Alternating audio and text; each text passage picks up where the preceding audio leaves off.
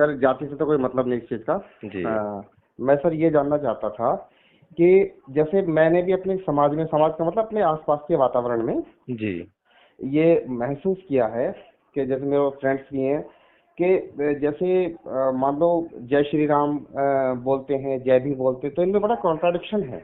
जी तो जैसे मान लो हमारे जैसे पेरेंट्स ने, जैसे हमारे दादाओं ने यही बताया कि सबसे राम राम या दुआ सलाम करो, जैसे मान लो हम लोग करते हैं तो वो कभी लेते नहीं। जी। तो सर इसमें मतलब क्या दिक्कतें हैं इस तरह की? नहीं, आपका प्रश्न जो है दोबारा बोलिए।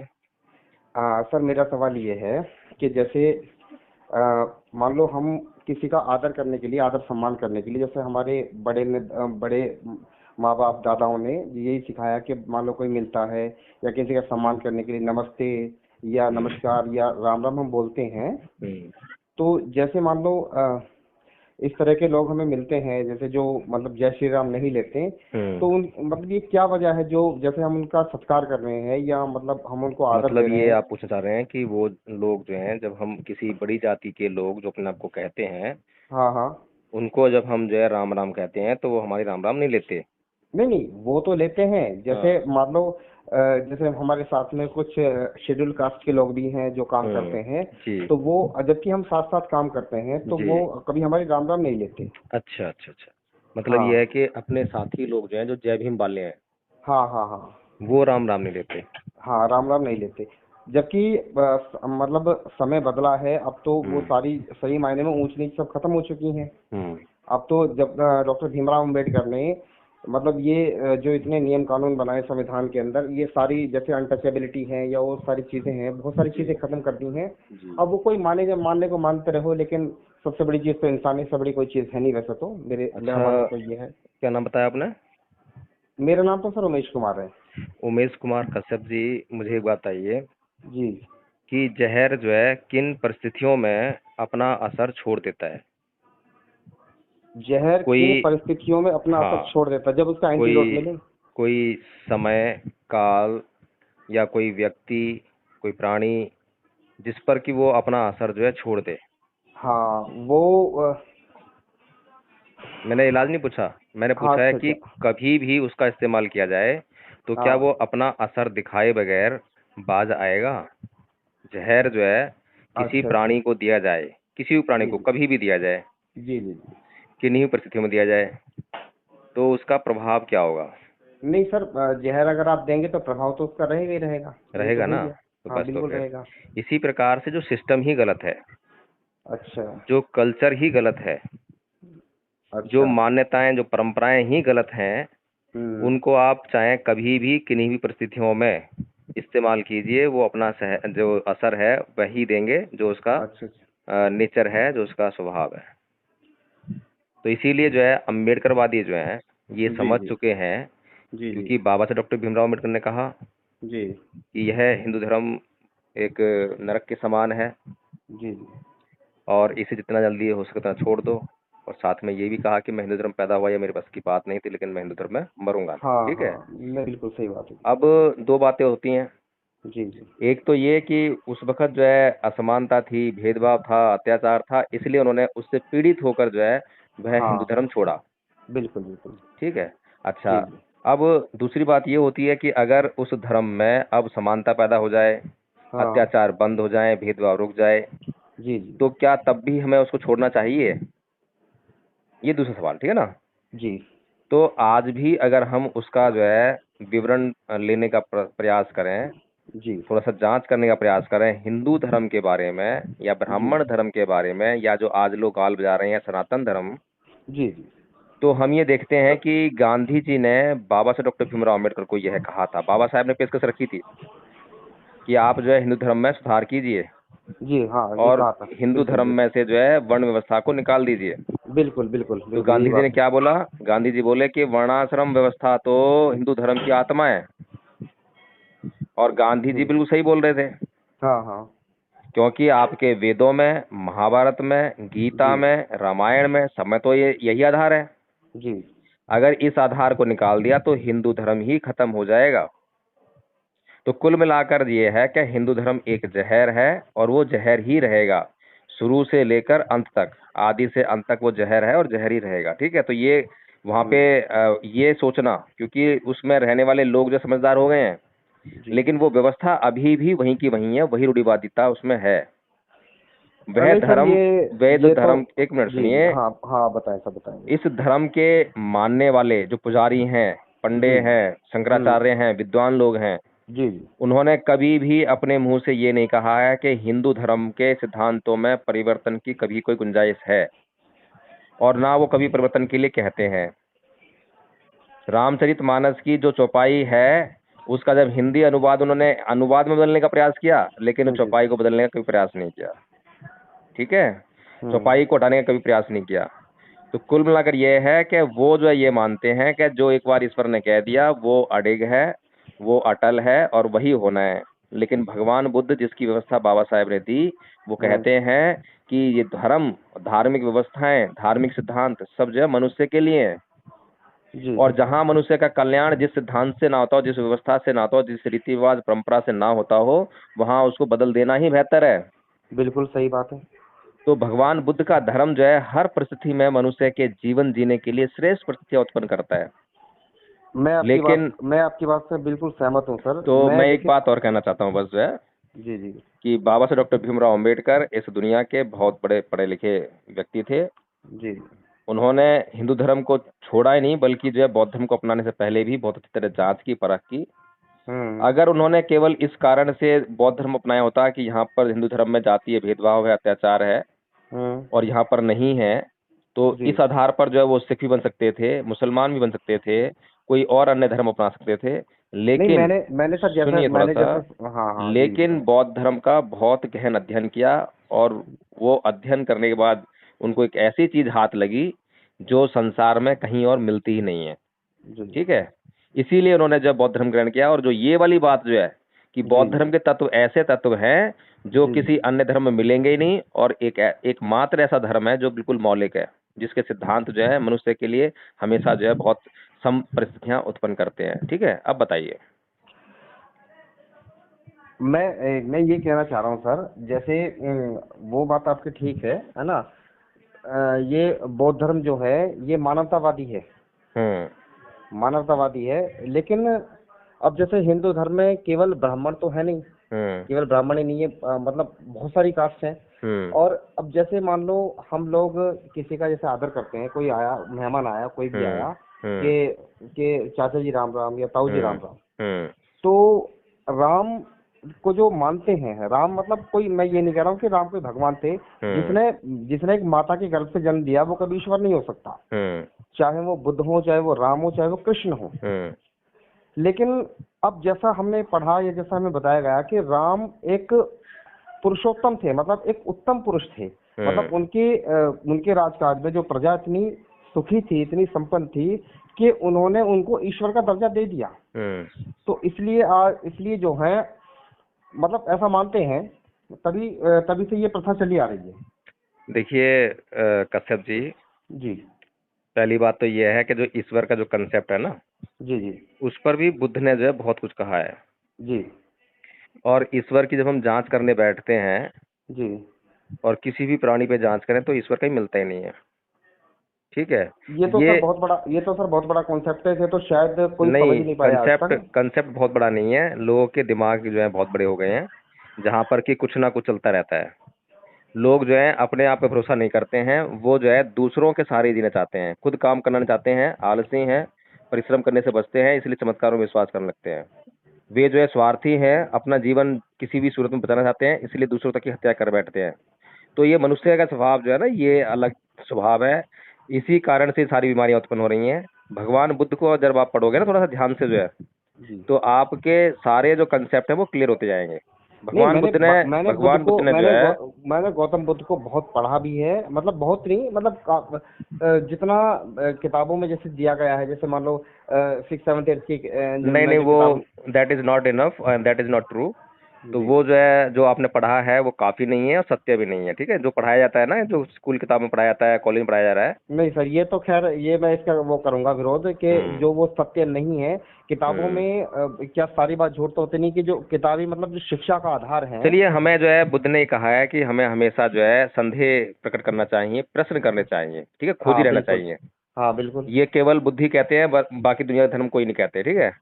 तो जी जब हम बुद्ध के बारे में ये पढ़ते हैं कि बुद्ध को एक दिन जो है, जब वो राजमहल से निकले 29 वर्ष की अवस्था में, तो उनको एक मृत व्यक्ति दिखाई दिया, एक बूढ़ा दिखाई दिया, एक बीमार दिखाई दिया, एक जी जी मतलब इस तरह से अवस्था दिखाई, संन्यास दिखाई दिया, ठीक है। जी जी। तो उन्होंने इन चारों अवस्थाओं को देखकर जो है उसी दिन गृह त्याग कर दिया, रात के अंधेरे में, ठीक है। अच्छा। अब इस पर आपने कभी प्रश्न किया, कभी संदेह किया कि मैंने संदेह 29? किया, बिल्कुल किया है, बिल्कुल मैंने संदेह बताइए। किया, कई कई से मैंने पूछा भी। हम्म। लेकिन मुझे इसका जो है एक जो सेटिस्फेक्शन आंसर होता वो नहीं मिला।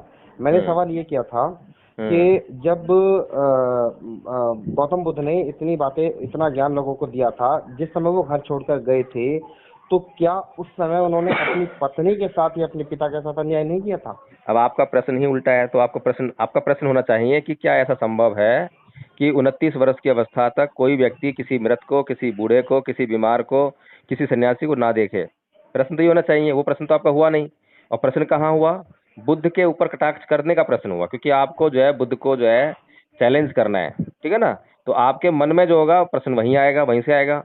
आपका प्रश्न जो होना चाहिए था, मौलिक प्रश्न क्या हो सकता था कि क्या हम्म। 29 वर्ष की अवस्था तक कोई व्यक्ति किसी बूढ़े को, किसी बीमार को, किसी मृत व्यक्ति को देखे बगैर रह सकता है? क्या ऐसा होता है नहीं, किसी जीवन में? वो तो उन्हें इतनी सुख सुविधाएं दी गई थी कि महल से वो निकाला नहीं अरे गया था। भाई साहब, मैं ये कह रहा हूँ कि खुद भी तो छोटे से बड़े हुए होंगे 29 साल तक।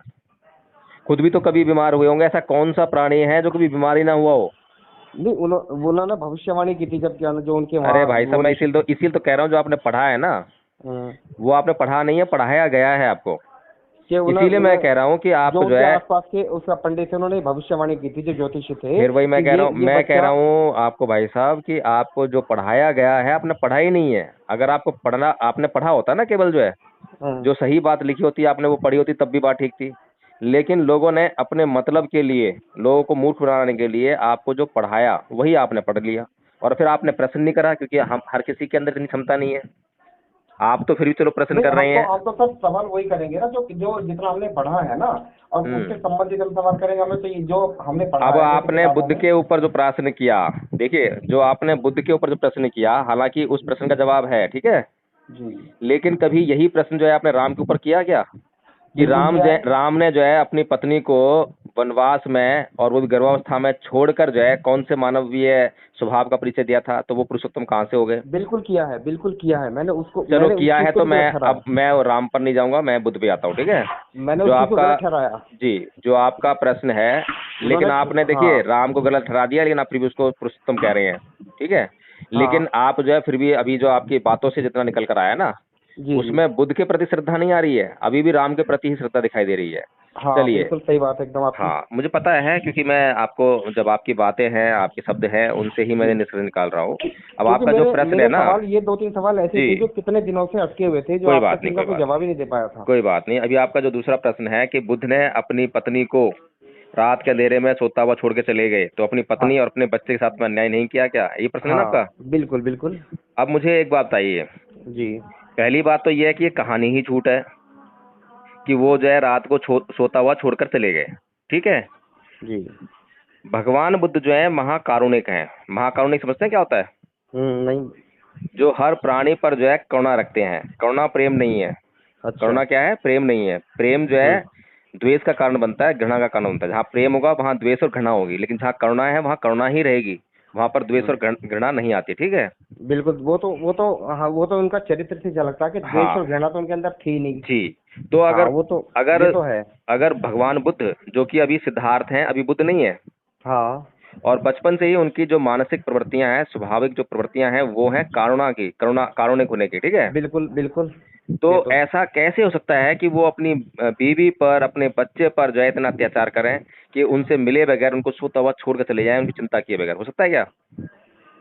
ये प्रश्न होना ये चाहिए, मौलिक हाँ, प्रश्न। नहीं हाँ, ये मैंने जी, इसलिए ये प्रश्न नहीं उठाया क्योंकि जो मैंने किताबों में पढ़ा था ना, आप बताओ किताबों से बाहर आदमी कहाँ जाएगा। मुझे पता है, इसीलिए मैंने आपको कहा थोड़ा सा और अध्ययन कर लेते, थोड़ा और चिंतन मनन कर लेते तो अच्छा रहता। मेरे पास भी सवाल है, मैं भी चिंतन मनन करता हूँ, मैं किसी की बात ऐसी नहीं मानता। हम्म। क्योंकि बुद्ध ने ही कहा है कि किसी भी बात को इसलिए मत मानो कि कोई बड़ा विद्वान कह रहा है, किसी भी हम्म। बात को इसलिए मत मानो कि आपको अच्छी लग रही है।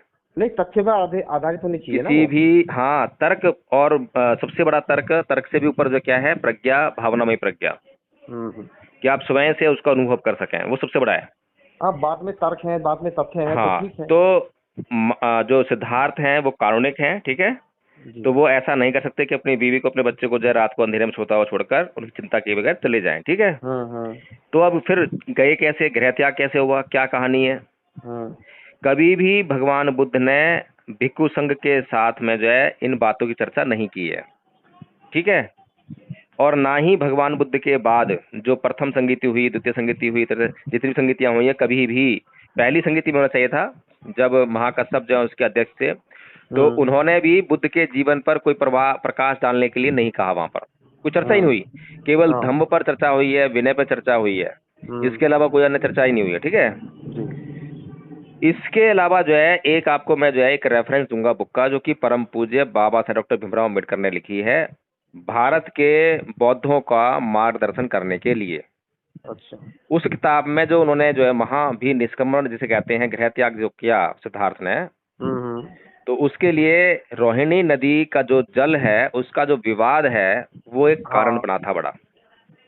तो अगर वो कहानी आपने पढ़ी हो तो आपको स्पष्ट होनी चाहिए, ठीक है। नहीं, मैंने इनके ऊपर डॉक्यूमेंट से एक मूवी देखी थी, रोहिणी नदी का विवाद जो था, जिसमें विवाद हो रहा था, मतलब ये युद्ध चलने वाला था, तो उन्होंने इसको रोका था कि भाई कुछ दिन की प्रतीक्षा करो, ये पानी अपने आप सबको मिल जाएगा। हम्म। तो ये थोड़ा सा था कुछ उसमें दिन की एक। प्रतीक्षा नहीं करो, उन्होंने सुझाव दिया था साक्य संघ और कोली संघ को, दोनों को जो है उन्होंने हम्म। सुझाव दिया था, साक्य संघ को विशेष तौर पर, क्योंकि साक्य संघ के सदस्य थे वो, हम्म। और साक्य संघ के प्रति उनको समर्पित रहना चाहिए था, हम्म। ये उनकी पहली ड्यूटी थी। तो उन्होंने सुझाव ये दिया था कि हिंसा से जो है किसी भी समस्या का समाधान नहीं निकल सकता। बिल्कुल। क्यों ना दो लोग जो है साक्य चुने और दो लोग जो है कोली चुने, हम्म। और वे आपस में मिलकर एक आदमी को चुने, और ये पांचों लोग मिलकर जो है इस समस्या का एक सम्यक हल निकाल लें। ये उनका सुझाव था, जिसको कि क्योंकि उस समय जो है लोगों की जो मानसिक प्रवृत्ति थी उसमें हिंसा थी, अहिंसा से उनका सरोकार नहीं था, कभी जी। जाने नहीं, कभी देखी नहीं कि अहिंसा से कुछ समस्या सुलझती हैं। तो इसलिए जो है उन लोगों ने सिद्धार्थ की बात नहीं मानी, और वे सिद्धार्थ के खिलाफ हो गए, बहुमत से निर्णय पास हो गया वहां पे साक्य संघ में।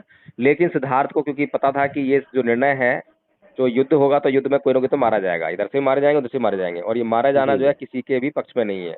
जी। जी। तो इसलिए वो अंत तक जो अपने अपने बताए गए सुझाव पर अटल रहे, क्योंकि वो साक्य संघ के सदस्य थे, इसलिए वो साक्य संघ के नियमों के विरुद्ध नहीं जा सकते थे, और नियमों के विरुद्ध जाने पर उन्हें जो है दंड का भागी होना ही था। तो उनके लिए दो तरह की सजाओं का प्रावधान किया गया। एक तो ये कि उनके परिवार की सारी संपत्ति को जो जब्त कर लिया जाए, जी। ठीक है। दूसरा ये था कि सिद्धार्थ को देश निकाल दिया जाए।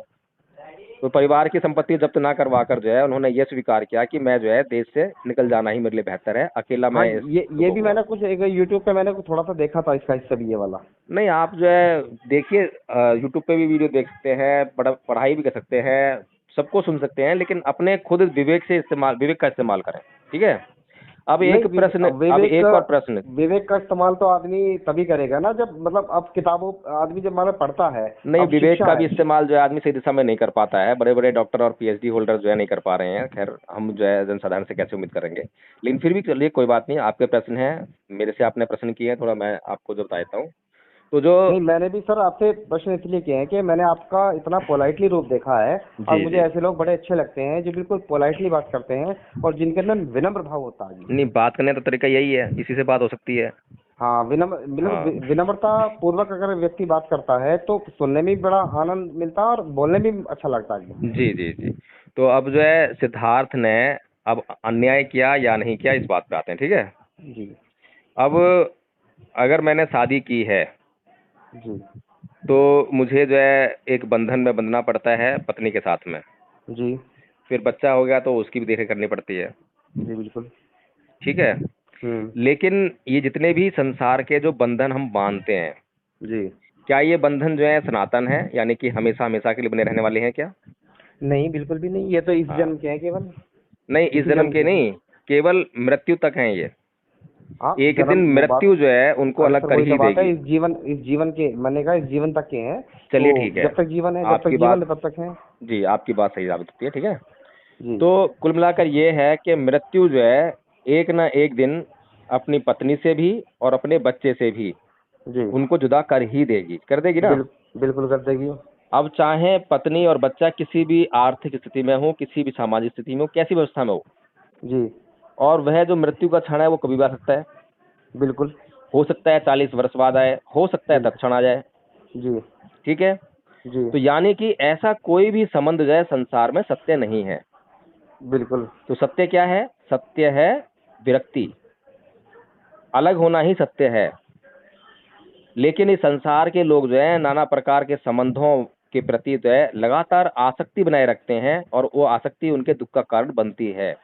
आपकी तो बात एकदम सही है, आसक्ति जो लगाव है वही दुख का कारण होता है। तो जी, इसका मतलब अगर ये चीज नहीं होगी तो व्यक्ति अपने कर्तव्यों का पालन नहीं कर पाएगा, फिर तो ना वो शादी होगी, ना बच्चे होंगे, ना उनकी देख रेख कर पाएगा, ना उनके प्रति देखिए, लगाव उसका अब होगा। अब आप जो है अपनी जो विवेक है आपका जो है उसको फिर से आप जो है सेंट्रलाइज कीजिए, फिर से सोचिए। आप जो है एक बार श्रद्धा से युक्त होकर सोचने का प्रयास कीजिए, क्योंकि हम जी। आलोचक होते हैं किसी के, तो हम केवल वही सोचते हैं जो हमें सोचने के लिए हमारा जो दिमाग कह रहा है, जो हमारी बातें पहले से दिमाग में भरी हुई हैं, वो हमें जी। जिस तरफ दिशा में ले जाएगी ना, तो हम उसी दिशा में सोच पाएंगे।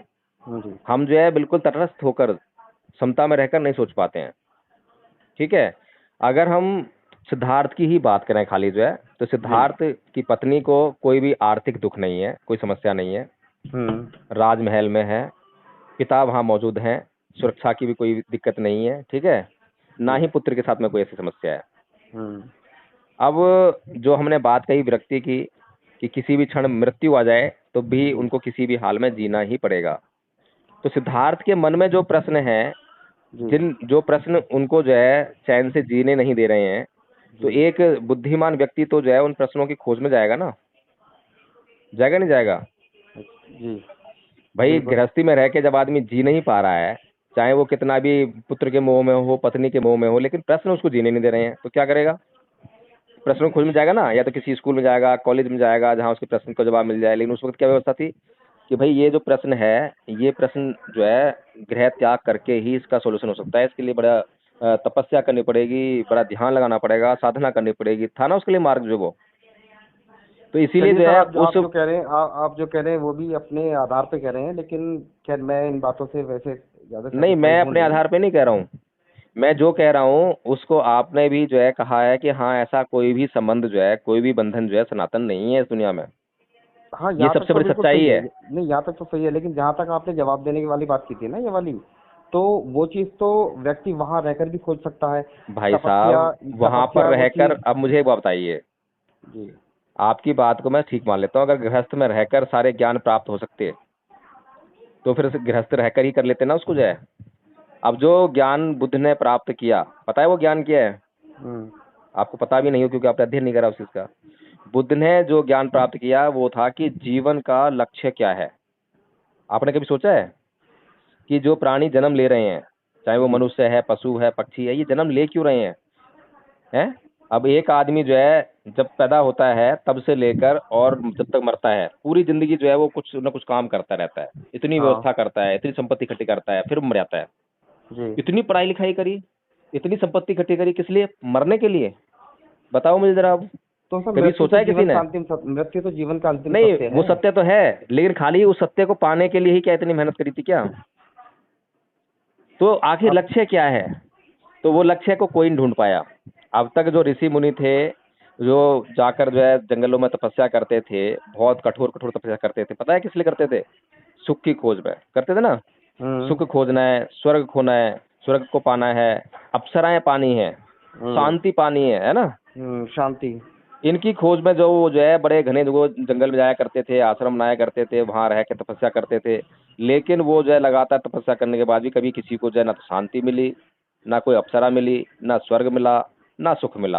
क्या मिलता गया उसके बदले? दुख ही दुख मिलता गया, ठीक है। लेकिन उसके बाद जब बुद्ध जब उनके विपरीत दिशा में गए, यानी कि जहाँ पे वो लोग सुख शांति की खोज कर रहे थे, अप्सराओं स्वर्ग की खोज कर रहे थे, बुद्ध ने क्या खोजा? दुख, कि मैं दुख को खोजूंगा। तो जब वो दुख को खोजने गए तो दुख को खोजते खोजते उन्होंने दुख को डिफाइन किया, और जिस चीज को हम डिफाइन कर लेते हैं उसको खोज ही लेते हैं। तो जब उन्होंने उसको डिफाइन कर लिया और उसको खोज लिया, तो उसका कारण जान लिया कि भाई इसका कारण ये है, तो उन्होंने दुख का अंत कर दिया। कारण को जान लिया तो अंत कर दिया ना। जैसे कि आप अपने जब डॉक्टर के पास जाते हैं तो क्या बोलते हैं उसको? बीमारी बताते हैं। वो नहीं बताता ये स्वास्थ्य हूँ मैं, स्वास्थ्य लोग कभी भी जो है डॉक्टर के पास जाएंगे नहीं, और जब भी डॉक्टर के पास जाएंगे तो अपनी बीमारी बताते हैं, सुख नहीं बताते कि मेरे को ये सुख है ना। तो बीमारी का क्या होता है? फिर कारण ढूंढा जाता है कि क्या कारण है भाई बीमारी का। जब कारण मालूम पड़ जाता है तो इसका इलाज ढूंढा जाता है। तो अब इसका इलाज किया जाता है तो बीमारी खत्म हो जाती है, और बीमारी के खत्म होने पर जो अवस्था रहती है उसे कहते हैं स्वास्थ्य, सुख, है ना। ऐसे ही बुद्ध ने जो है पहले मानव ऐसे हुए संसार के जिन्होंने दुख को खोजकर दुख का नाश किया, और जब उसका नाश कर दिया तो उसके बाद जीवन में क्या रह गया? शेष सुख रह गया। तो आज भी जितने प्राणी हैं, जितने मनुष्य हैं, भगवान बुद्ध के इतने बड़े ज्ञान देने के बाद भी लगातार उसकी उल्टी दिशा में ही भाग रहे हैं। यहाँ तक कि बौद्ध लोग भी आज शांति की बात करते हैं, अहिंसा की बात करते हैं, सुख की बात करते हैं, हैप्पीनेस की बात करते हैं, लेकिन बिल्कुल। बुद्ध के बताए हुए मार्ग पर चलकर वो दुख की तलाश नहीं करते हैं। एक आदमी अगर अपने जीवन में दुखों को ढूंढेगा, दुख कहाँ ये पर बात है? एग्जैक्टली गरीबी में आपने है बिल्कुल सही कही, ये है बात ना। सही कही। मैंने काफी बहुत ऐसे देखे हैं जो इतने उतावलेपन से बात करते हैं, इतने अशांत हैं जी। कि मतलब उनमें ये जो बुद्ध की के जो रास्ते की झलक है, झलक वो बिल्कुल दिखाई नहीं देती। जी जी जी। और चलो ये तो खैर एक बौद्ध धर्म एक अलग चीज हो गई। सर मेरा सवाल ये था कि जैसे अंबेडकर जी थे, यदि वो वर्ण व्यवस्था थी उस समय पर, यदि उस समय वर्ण व्यवस्था ना रही होती, नॉर्मली जैसे बिल्कुल एकदम सबके से किसी के साथ भेदभाव ना रहा होता, तो शायद वो इस हिंदू धर्म को त्यागते ही नहीं। और यदि हिंदू धर्म को नहीं त्यागते तो जैसे अब इसके बौद्ध धर्म लिए का। इसके लिए आपको जो है बौद्ध धर्म के सिद्धांतों का गूढ़ अध्ययन करना पड़ेगा। अभी मैंने आपको एक सिद्धांत बताया है दुख का, नहीं है ना। सर, मैंने अंबेडकर जी की बात की है ना, मैं मैंने भी वही उनकी बात बातें। कह रहा हूँ, मैं भी वही बात कह जी। रहा हूँ। अगर बाबा साहब डॉक्टर भीमराव का उद्देश्य खाली एक रहता, जो कि अत्याचार, भेदभाव, इससे मुक्ति पाना, तब तो जो है हम्म। वो शायद जो है जहाँ पे अगर उनको वहीं पे शांति मिल जाती तो वहीं पे नहीं छोड़ते हो जो उसको, या फिर कोई और धर्म मान लेते हैं। मुसलमानों में भी भेदभाव नहीं है, वहां चले आते। सिखों में नहीं है, वहां चले आते। ईसाइयों में नहीं है, वहां चले आते। लेकिन अगर अध्यात्म की तरफ बढ़ते, और बाबा साहब क्योंकि विद्वान थे तो नहीं, स्टडी जरूर करते। मैंने क्या नाम है जो सुना था ना, मैंने एक बात सुनी थी इनके बारे में हम्म। कि वो पहले सिख धर्म अपनाने के लिए जा रहे थे, लेकिन सिख धर्म में भी ये असमानताएं थी, थोड़ी हाँ, सी, थोड़ा बिल्कुल ऊपर सही कह नीचे रहे का हैं आप जो चक्कर है था, असमानताएं वो। थी, तो इसलिए उन्होंने सिख धर्म को भी नहीं अपनाया था। हाँ हाँ, बात ठीक है आपकी। मैं वही तो कह रहा हूँ। मैंने आपको जब बड़ी ईमानदारी से दो पहलू बताए हैं। जी। एक तो जो पहलू आप जिसकी चर्चा करना चाह रहे हैं, और हर एक हिंदू के मन में अब ये सवाल है कि अब तो जो है इतना भेदभाव नहीं है, अत्याचार नहीं है, जाति पाति नहीं है, तो हाँ। अब तो जो है हिंदू धर्म का जो लोग छोड़ रहे हैं उसको छोड़ना बंद कर दें, यही छोड़ रहे हैं जी। ना। और नहीं, दूसरा मेरे देखो, दूसरा जो एस्पेक्ट है। मैं तो इस चीज को, मेरा तो इस चीज से कोई फर्क नहीं पड़ता कि कोई किस धर्म में जा रहा। मैं सही मायने में ना, तो मेरे लिए सारे धर्म बराबर हैं, मेरे लिए कोई धर्म नहीं है और सारे धर्म भी बराबर ही है, नहीं, मैं सभी अभी का आदर करता हूँ। अभी आप जो बात कह रहे हैं ना, जी। वो एक सामाजिक डर है कि मैं सभी धर्मों का जो है समान रूप से आदर करता हूँ, सम्मान करता हूँ। ये सामाजिक डर है, क्योंकि हमें पता है कि अगर ऐसा हम नहीं बोलेंगे तो समाज में जो है विद्वेष फैलेगा, समाज में हिंसा फैलेगी, समाज में जो है नहीं भाईचारा सुनो, खत्म इससे होगा। इससे इससे फर्क क्या पड़ेगा भाई, मैं स्वतंत्र बता हूँ, तो रहा हूँ है मैं ना। भाई मुझे साहब, भारत का संविधान भी स्वतंत्रता की आजादी वो देता है। मैं बता तो रहा हूँ। एक आदमी कहता है भाई मैं किसी धर्म को नहीं मानता, मैं तो इंसान को मानता हूँ, इंसानियत को मानता हूँ। अब जी। बताइए, ये तो कथन बिल्कुल सही है, सबको चलेगा, है ना। हाँ। इस बात से कोई इनकार नहीं करेगा। लेकिन मैं ये कहता हूँ कि आप एक तरफ रखिए इंसानियत को, इंसान हाँ। को, और दूसरी तरफ जो है चलिए आप जो है बौद्ध धर्म की तरफ। जी। तो बौद्ध होना का जब आपको गुण पता लगेगा ना कि बौद्ध क्या है, बौद्ध धर्म क्या है, तब आप कहेंगे कि जो इंसानियत तो ठीक है, वो तो न्यूट्रल पॉइंट है, लेकिन उससे अगर प्लस की तरफ बढ़ना है, यानी कि इंसानियत जो है, यानी कि एक प्राणी जो है जन्म लेता है, लेकिन वो लगातार दुखों में ही अपना जीवन जो है भोगने के लिए मजबूर होता है। अगर उससे कोई निजात दिला सकता है तो वो बुद्ध का धम्म है, उस धम्म का जो मार्ग हो जाए वो है। तो निसंदेह सबसे अच्छी बेहतर स्थिति ये है, बेशक आप धम्म को समझ पाओ ना समझ पाओ, लेकिन अगर आप इंसान भी हो जाते हो तो भी अच्छी बात है। यहाँ तक भी जो है कम से कम समाज में सुख शांति और समृद्धि बनी रहेगी। लेकिन अगर किसी व्यक्ति को अध्यात्म तरफ मुड़कर हमेशा हमेशा के लिए अपने जन्म मरण के जीवन चक्र से मुक्ति पानी है, और उस श्रेष्ठ सुख को जो है लाभ उसका अर्जित करना है, तो बुद्ध के धम्म का अध्ययन करना ही पड़ेगा। चलिए भाई साहब, बहुत सर। लंबी बातचीत हो गई, 2-4 मिनट की बात थी, मैं भी बहुत सारा काम करना है मेरे को भी। अच्छा फिर कभी बात चलो। करेंगे, ठीक है ना? चलो धन्यवाद भाई साहब, बहुत बहुत समय देने जी के जी। लिए। क्या नाम बताया था आपने, एक बार बता दे रहा हूँ दोबारा से। सर कभी वैसे मेरा आपसे मिलने का मन है, कभी अगर समय मिला तो मैं आपसे मिलूंगा जरूर। मेरा नाम उमेश कुमार कश्यप है और मैं यूपी के गाजियाबाद जिले के मोदीनगर का रहने वाला हूँ। अच्छा अच्छा अच्छा, चलो बहुत अच्छी बात है। आप कहाँ से हो सर? मैं दिल्ली से ही हूँ। अच्छा, प्रॉपर दिल्ली